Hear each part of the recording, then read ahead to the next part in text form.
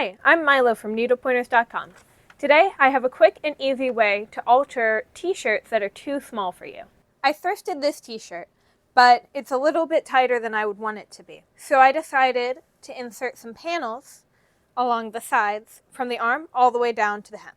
If you want a more invisible look, you can choose a cotton knit fabric that matches the color of your shirt. However, I decided to opt for a more fun look, so I use this novelty cotton print. Another option is to use a wide strip of lace for your panel, as that can give a little bit more ventilation. To figure out the width of my panel, I compared this shirt to a shirt that I like the fit of. I decided I wanted an overall addition of 1.5 inches on each side. I'm going to be using a 1/4 inch seam allowance, so that adds 1/2 inch total for the seam allowance. However, my shirt is seamless already, so I need to cut into the side to make the panel. So I then need to account for the lost fabric in the seam allowance of the shirt, adding another 1/2 inch. If your shirt is seamless, you will also need to add double the seam allowance that you usually would. However, if your shirt has a seam, you don't need to do that.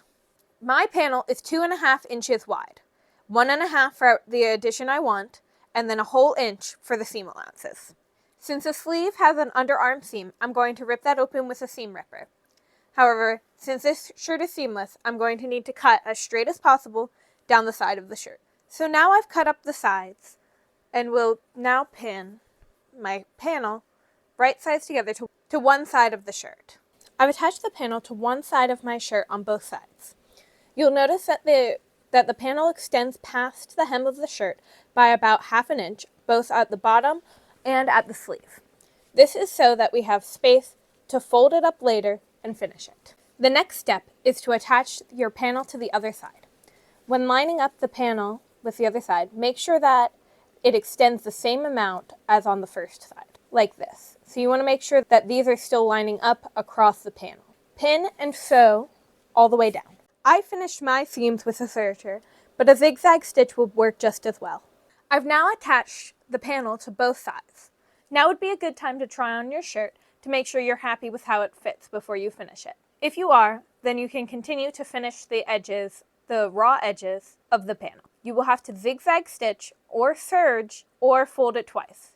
Since I don't have enough space to fold it twice, I will be serging it. Once you finish this raw edge, you will fold it up to match where the original hems are, and then top stitch to hold it in place. And now the alteration is complete. This project took me less than an hour, so it's a super quick and easy way to make a t-shirt fit you better. I hope you enjoyed learning how to alter a t-shirt. Like and share our videos, and if you are not a subscriber, subscribe to our channel so you won't miss future videos. Visit our website, needlepointers.com, for lots of tutorials and free projects. While you are there, sign up for our free weekly newsletter so you won't miss new tutorials. Happy sewing!